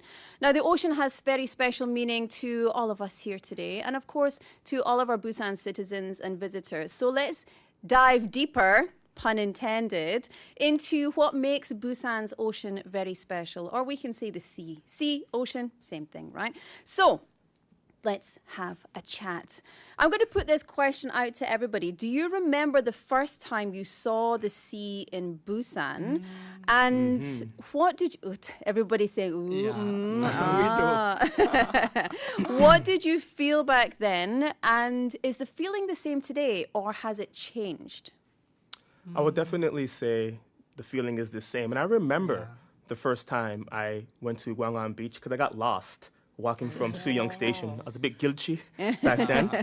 But what I remember, because it was summertime, it was the energy. Busan has unexplainable, it's so hard to explain, the summer energy that it has in the summertime with the people running around and volleyball and people playing soccer and the jet skis running around and the surfing. And then you have the people on the beach, on the cafes as well. And 13 years later, whenever I go to Gwangan Beach, I still have that same feeling in the summertime. And that's how I know it's a feeling that can't be duplicated. I think Busan only has it. 부산답다. 그죠? 맞아요. Okay, anyone else? Yeah, so for me, I'm not a beach boy. Because I have a reason, guys. I'm a river boy. A river boy? Oh, A river spirit? Because you are from Brazil, so it doesn't make sense. Yeah, not beach, Kego. So it was, I guess, even more fascinating for me because I'm not used to the beach. So I came, it was in February, and it's quite cold. Because it's the beginning of the spring. So I was like, oh my God, nobody's at the sea. Also because in Brazil, we don't have such a thing as period to enter the sea or not. Right. You can always swim. Right. So I was like, why nobody's swimming? Right. Maybe because it's cold. cold. It's freezing. Why so cold? Maybe. Why so cold? Yeah, I can understand now. But when I came, at first I was like, wow, this is nobody here. Only wind and seagulls. Now, I guess I'm having the best time in summer because seeing all the people having fun, I guess the sunlight makes big difference for me. So seeing families, and they do quite like a picnic at the beach. So for me, it's quite very fun. I love it. Completely different from my first impression. Yeah. Oh, I love that. Actually, Gustavo, you mentioned something that I guess if you have been to Busan or you live in Korea, you'll understand. But in summer season, we have like open season for the beach. Yeah. But that doesn't mean that the rest of the year the beach is closed. Like you can still go there. What it means is when you go to the ocean, there will be lifeguards between this date and this date. And so that's when the city says this is beach season. The beaches are open for swimming and activities, etc. But lots of people come to Korea and like, the beach is closed? No, you can go. You can go. Well, speaking of which, how is the sea in your home country? So not the beach, but the sea in your home country different from Busan? So maybe the scenery, the atmosphere, facilities, surroundings, like how people relate to the sea, maybe any kind of, I don't know, spiritual connection to the sea or anything like that. 그래서 어떻게 생각하시는지 궁금합니다. 우리 빛나 먼저 할게요. I think it's quite different from Busan. I'm from Izmir, Turkey, and 우리는 해수욕장이 그 도심에는 없어요. 그래서 그 바로 we have walking paths and like grasses, but we don't have the sandy beaches. So and we can really swim there. And we go to beach to have picnics or to exercise or like just to meet people, especially in summer nights. 그런데 이제는 조금 분위기가 조금 다르고 또 특이한 거는 페리를 엄청 자주 사용하고 교통수단으로 페리를 잘 사용하는 것 같아서 그냥 놀러 가는 것보다 그냥 우리 삶에 그냥 속하고 있는 느낌이에요. 와. Actually, 우리 바다를 보낸 그런 눈이 아니면 그런 관점이 너무 달라요. 그래서 부산처럼 이렇게 이 바다 문화, this, maritime culture, I'm gonna say it doesn't exist at all. So going to the sea or going to the beach is something that only happens on holidays or maybe, let's say, twice in a month. Because we actually don't have this gastronomy culture around the sea, these festivals in the sea, we don't really have that. And I think Busan, it knew how to develop an economy, an economy based on this, make this culture part of the economy. So I think it's something I would like also to implement in my country. Oh, well, it's interesting to hear all your comments because for me, Scotland and Korea are very similar. 대한민국하고 스코틀랜드 공통점이 엄청 많거든요. 역사적으로도 문화적으로도 근데 특히 그 중에 하나는 바로 바다입니다. So for me, we have the fishing culture. We also have the reliance on the ocean for our livelihoods. But unlike Korea, unlike Busan, if you go swimming in the sea in Scotland, you will be absolutely freezing cold because the water never gets warm. It's the North Sea or the Atlantic Sea. Oh my God. So even in the heat of summer, no chance. But we still go swimming. No, thank you. Yeah. It's refreshing. Like it's for my standards, the Busan water is cold. What? Don't go to What a Scotland. good life. What a good life. But you know something actually is saltier than in my country. Saltier. 또 자. 부산 바다. This guy's drinking the water. 바닷물을 마시면 안 돼요. 아니 굳이 왜 마셔요? 마시면 안 돼요. It was actually really shocking for me because when I tried, I was like, why is it so salty? 이게 그런 활동 그만하세요. 다른 한국 사람들이 이 외국인 보니까 이상한 외국인이야. 이거를 왜 받아 마시는지. 신기한 친구네요. 네, 조심하세요, 여러분. 물놀이 조심하시고요. But it's obviously a very meaningful part of our lives every single day. Okay, well, let's move on to our next segment. Let's have a bit of a game. All right, everybody, it's time for the balance game, or Would You Rather. I love this game, but it is, of course, our Busan Roundtable, so it's going to be easy peasy, okay? Don't worry, everybody. Don't worry. Okay, we're going to pair you up in twos, and we're going to see if you guys disagree or agree on our theme. Of course, the sea, right? So listen to the question and answer right away. No overthinking. I will give you two options, and then I'll give you a countdown. 3, 2, 1. And then you have to answer straight away. Okay? Okay. Okay. Everyone understand? Yep. Yes, ma'am. Okay, so let's start with Onyu and Gustavo. Are you ready? Yes. Okay. So here we go. Question number 1.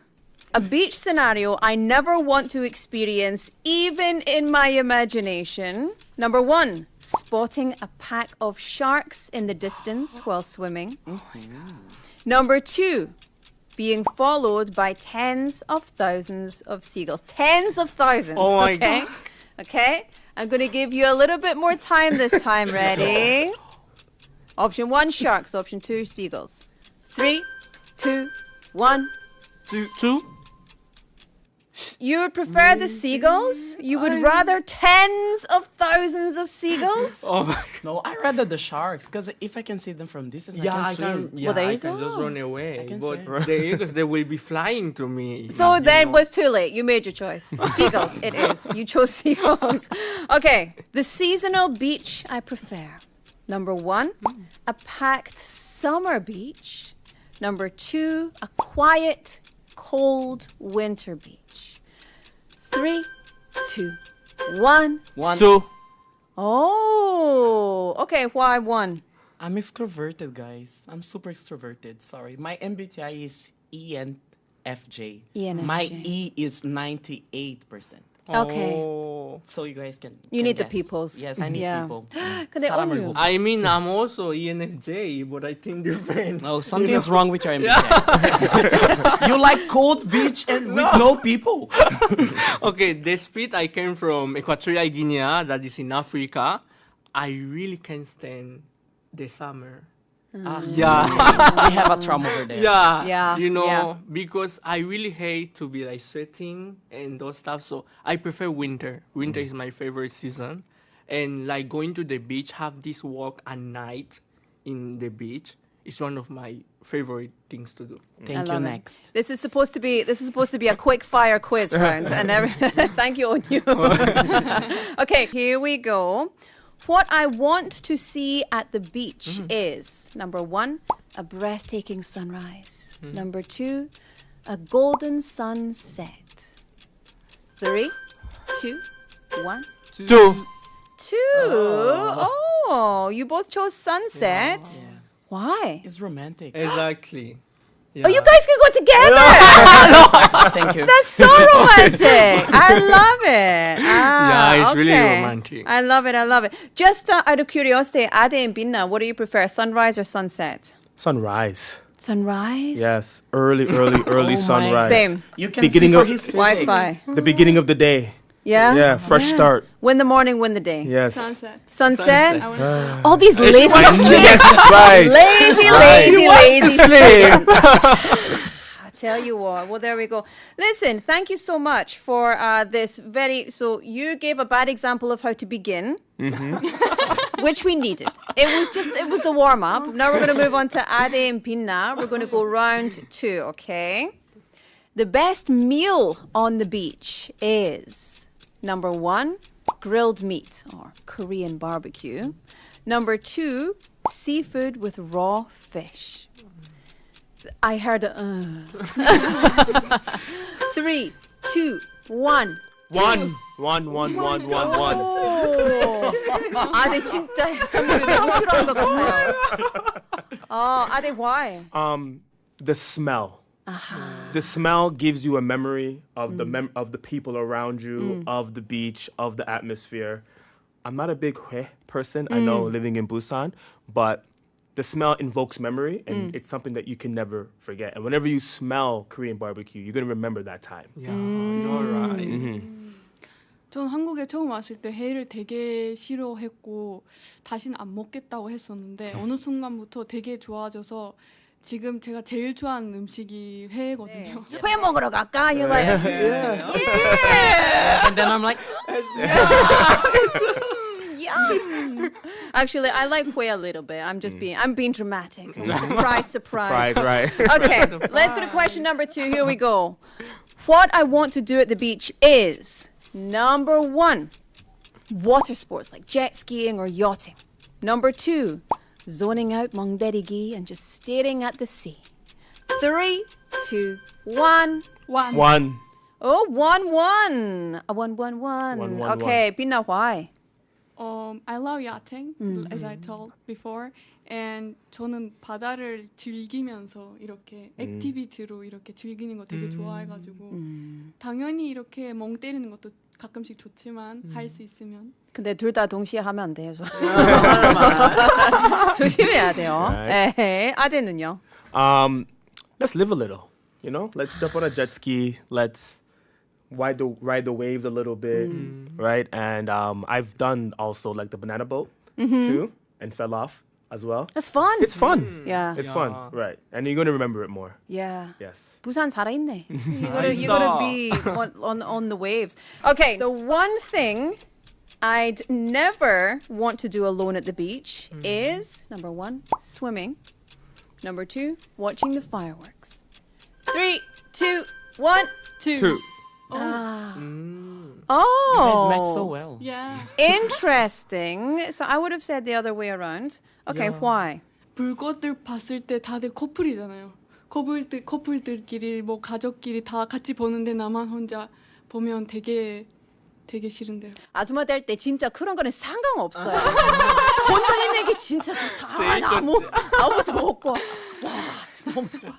Yeah. Ade, how about you? I think I made a mistake. Number 1. Number 1? Because if I go swimming alone, I might not come back out. I can't swim. More likely. That's another problem. Ade 어디 갔지? He went swimming. He can't swim. Ade, don't go swimming alone, dudes. Right. Yeah. Well, I mean, that's a really good point, though. Swimming alone, I think, is never a good idea. Right. Because you never know what's going on under the water, right? Could be riptides, could be very, very strong winds, could be giant squid. Could be the sharks. Should be, yeah, it could be the kraken, you never know. Listen, we're going to finish off with our quiz today. Thank you so much, everybody, for this or that, would you rather. 자, let's move on to our next part. And of course, in the balance game, we heard all about your different opinions, what you like, what you don't like. I made fun of you two a little bit for being bad at the game, but you weren't. You were perfect. You were perfect. But now I want to know, it's not just summer or winter. It's not just sports or relaxation. I want to know about exactly why you love the beaches you love. I'm going to start with Gustavo. All right. I love Songjeong because I think it's the closest that I have from my country. We have waves in Songjeong, guys. And for Kwangali and the other beaches, the waves are uneven and quite shallow. How can I say? It's like weak waves. But in Songjeong, you can surf, and you have the vibe of the surfers, who, toned bodies, whatever, So, yeah. So I guess it brings me the memory of home. So that's why I like it better. Oh, I love that. That's a perfect answer. Okay, top that, everybody. I know, right? Okay, Onyu, I'm going to come to you. Okay, in my case, I will choose 해운대. 내가 처음으로 차였을 때 해운대 바다에 가서 겨울이었어요. 그래서 산책하면서 눈물도 흘리면서 왜 차였을까? 내가 왜 고백했을까? 막 이런 것들이 있어. Since then, from that time, Haeundae became one of my favorite places because I felt like I was able, to release all this, the anxiety or my worries. And plus that, my favorite restaurant is a Spanish restaurant. It's in Haeundae. I know which one it is. Right? Okay. It's really good. So, yeah. Because of that, I'm going to choose Haeundae as my favorite place. I love that. Okay, thank you. Ade, I'm going to come to you. Would have to say Gwangali for sure. Just because it's so easy to get to. Usually back in Canada, a beach is like a beach day. You have to plan the whole day to get to the beach, where in Gwangan you can just walk. Plus, Gwangan is the only beach, I think, in Korea where you have the water, the sand, the road, and then the cafes and everything else all right there. So easily accessible. Like you're on the beach and you want a beverage. You can just literally get up, grab your sandals, go across the street and grab it. Plus the festivals. Gwangan was the first time I got shot by a police officer with a water gun at the water gun festival. I'm glad you finished that sentence. I know, right?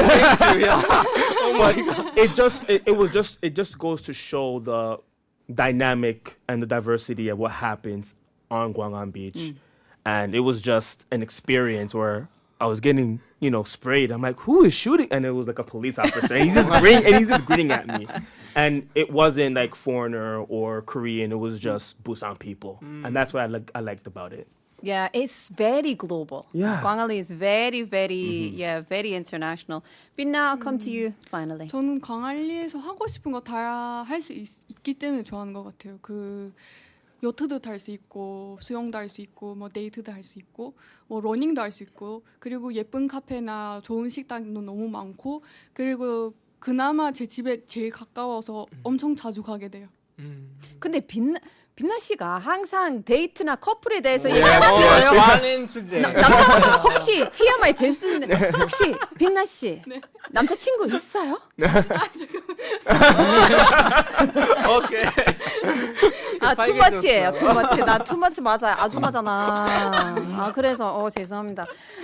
여러분 너무너무 감사합니다. Thank you so much for sharing all of your thoughts, all of your comments, all of your love about the ocean here in Busan. We enjoy talking about Busan Sea with our guests today, and each of you shared such different perspectives. But I think we all share the same emotion about the sea. We love it, right? Yeah, sure. Yes, indeed. We love it. We love it. And honestly, that's why Busan is a city so many people fall in love with, because the sea is just such an integral part of Busan's charms. So if you have never been, come on. 보이소. 사이소. If you want a 사이소도, you can 사이소.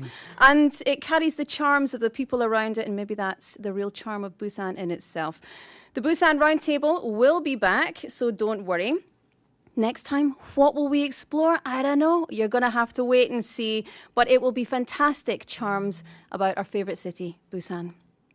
This program was produced by Ji Changmin, Park Ji-won, written by Lee Hyun-ju, and I'm your host, Laura McCluckey. See you next time. 감사합니다. Bye-bye.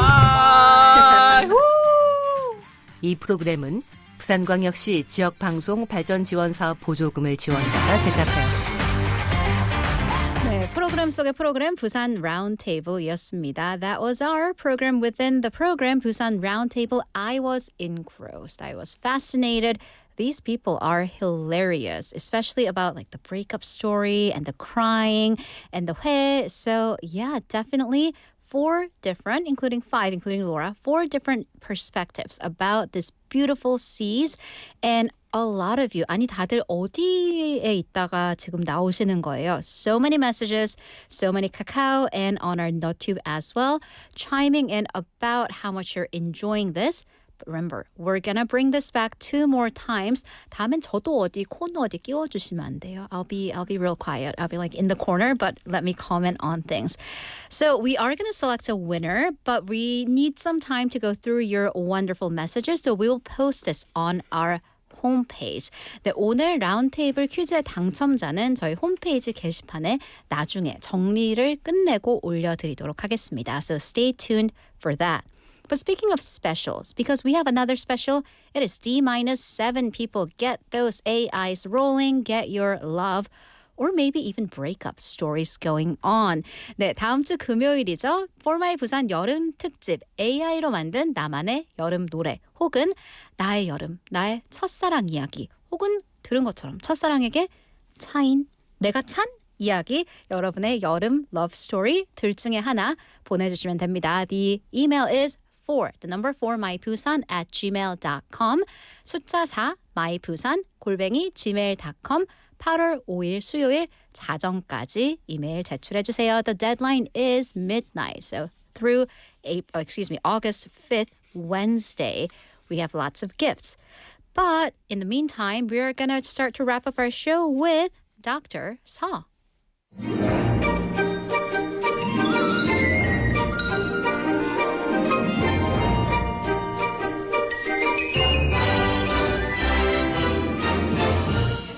It's time for Dr. Seo, aka the word of the day. We're going to dive right in because I have a lot to say, doesn't she always? So let's get to our word. Today's word is efficiency. 효율성? Well, because that is what modern life is all about, isn't it? So from our day-to-day, we have our maps up looking for the shortest route possible. 더우면 한 걸음이라도 덜 걸어야 되잖아요. Or that perfect like 동선. Or what should I do first? What should I prioritize? Synergy, all that. Because in the modern world, we want minimum input, but maximum output. But let me tell you about my day, which has been the opposite of efficient. So after I got done with my morning show and then recordings, I took a 40-minute subway ride to Ilkwang Beach. Oh, I have a car. It's parked underground, but there was traffic. And then I took another 40-minute subway ride back to here to be here. Had a lovely time. Thanks for having me. And then let's see, about an hour and 40 minutes spent on the beach inside the water. So let's do the math. Oh yeah, 0, nil, no efficiency at all. But here's what's behind those numbers, what those numbers don't tell you. The time spent with my family, the time that my nephew told me you talk too much, the sunlight reflecting on the waves, the laughs as I splashed my nephew with water because he told me I talk too much, and then how good that 열무 김치 국수 was. But seriously, you guys, I will give you the name later, from this hole-in-the-wall noodle place. Oh, it is peak summer. So sometimes we do have to go to lengths, spending unnecessary energy out in that sun and resources for a little bit of fun, for a little bit of family time, which honestly, though, that was a lot of fun. Because today, tomorrow, the day after, I know you guys, it is 방학 season. No, it's not just 학교 방학, 학원 방학이잖아요. 너무 힘든 시기인데요. So that's what parents, guardians, grandparents, loved ones, the adult figures are doing. You are in line to go into a museum, at an amusement park, at a department store. But tomorrow, or maybe years later, when you think back on this time, you're not going to remember how long you waited, but the fun you had. Or even that long wait, it's going to be covered up in these rose-tinted glasses and be like, hey, do you remember how crazy that line was? Oh, those were the days. 재밌었다, 그치? Like we waited for a long time. It was hot, but it was a core memory. And that is how memories are formed. So this weekend, maybe don't think about that efficiency, but think about what we are getting out of it.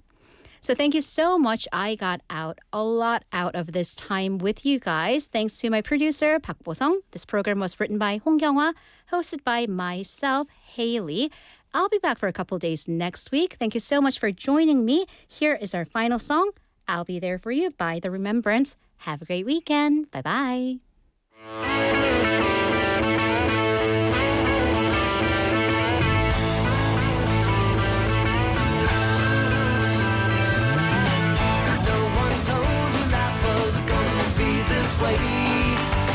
Your job's a joke, you broke. Your love life's the away. It's like you're always stuck in second gear. When it hasn't been your day, your week, your month, or even your year. But I'll be there for you. When the rain starts to fall, I'll be there for you. Like I've been there before. I'll be there for you. 'Cause you're there for me too. Still in bed at 10 and work again at 8. I've earned your breakfast so far, things are going great. Your mother warned you there'd be days like these, but she didn't tell you when the road was rough, you down to your knees. And I'll be there for you when the rain starts to fall. I'll be there for you like I've been there before. I'll be there for you 'cause you're there for me too.